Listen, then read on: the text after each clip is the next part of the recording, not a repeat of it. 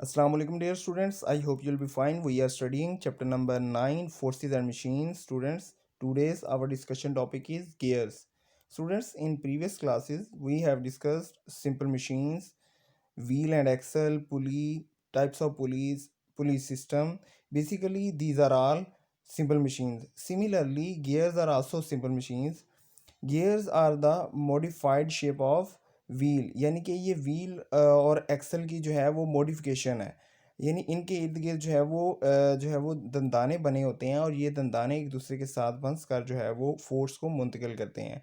तो गियर्स क्या करते हैं, गियर्स जो है ये फोर्स को जो है वो ट्रांसफ़र करते हैं। जो है वो एक गियर दूसरे गियर्स को जो है वो फोर्स जो है वो ट्रांसफ़र करता है। जैसे कि आप देख सकते हैं कि साइकिल है, इसके यहाँ पे जो है कि जो है वो स्मॉल गियर होता है, यहाँ पे जो है वो लार्ज गियर होता है। जब हम बड़े लार्ज गियर को जो है वो घुमाते हैं तो इसके जो है वो चेन जो है वो इसके गिर्द जो है वो घूमता है, इनके ऊपर दंदाने होते हैं। तो इस तरह जो है ये साइकिल की जो है वो स्पीड बढ़ती है। यानी गियर्स जो हैं ये स्पीड्स को जो है ये जो है वो बढ़ाने के काम भी आते हैं। इसी तरह ये आप देखें, ये एक ड्रिल मशीन है, तो इसमें भी एक बड़ा गियर है और ये एक छोटा गियर है। तो जब ये हम इसको घुमाएंगे तो ये फोर्स को ट्रांसफ़र करेगा, जिसकी मदद से हम वुड में सुराख करेंगे। तो students, a gear is also a modification of the wheel and axle. Gear wheel has teeth around it. The teeth of one gear usually fit into the teeth of another gear. Gears are used to transfer the force from one wheel to another. They can also increase or reduce the speed. तो क्या है जी, wheel की एक जो है वो modified शक्ल है, यानी मॉडिफिकेशन ऑफ व्हील और एक्सल है।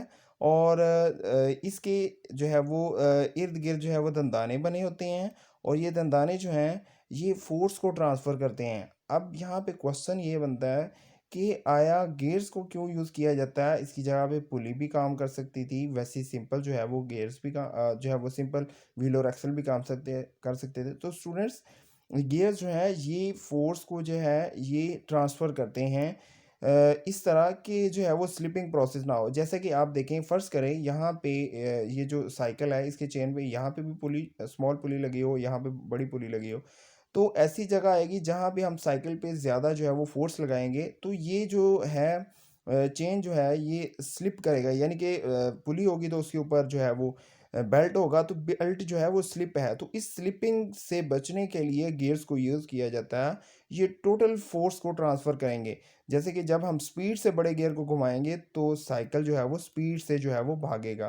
तो इसी तरह हम जब ये गियर्स वाली जो साइकिल होती है उसमें जब बड़ा गियर और जो है वो पीछे वाला गियर जो है वो दोनों छोटा गियर जो है वो ये बराबर हो जाते हैं तो साइकिल की स्पीड जो है वो कम हो जाती है।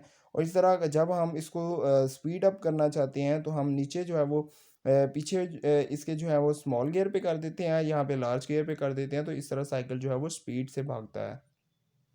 तो स्टूडेंट्स, गियर क्या होते हैं, आज की क्लास में हमने सीखा गियर्स क्या होते हैं। तो गियर्स भी सिंपल मशीन्स हैं और ये मॉडिफाइड यानी कि मॉडिफिकेशन ऑफ व्हील और एक्सल, यानी व्हील और एक्सल की तरमीम शुदा शक्ल है।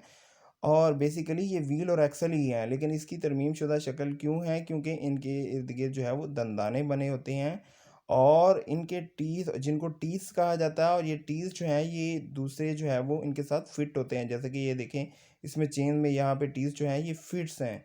ठीक है, जैसे ही हम इसको घुमाएंगे तो उसी तरतीब से ये जो है वो दंदाने इसमें फंसते जाएंगे और गियर जो है वो मूव करता जाएगा। तो गियर्स क्या करते हैं, ये इंक्रीज़ करते हैं स्पीड को या फिर रिड्यूस करते हैं। और बेसिकली ये क्या करते हैं, ये फोर्स को ट्रांसफ़र करते हैं। आप देखिए फोर्स कैसे ट्रांसफ़र हो रही है, क्योंकि जब हम बड़े गियर को घुमा रहे हैं तो इसकी फोर्स जो है वो छोटे गियर्स में मुंतकिल हो रही है, जिसकी वजह से ये पहिया जो है वो घूम रहा है। तो स्टूडेंट्स, आज की क्लास में हमने गियर्स के बारे में सीखा है। तो इसमें जो है वो एक क्वेश्चन मौजूद है, आपने यानी define a gear and right it's characteristic. तो स्टूडेंट्स, इसके जो है वो आंसर को ग्रीन लाइन से अंडरलाइन कर दिया गया है। तो आपने इसकी डेफिनेशन और इसकी करेक्टरिस्टिक्स को जो है वो राइट भी करना है अपनी नोटबुक्स पर, और जो है वो इसको लर्न भी करना है। अल्लाह हाफिज़।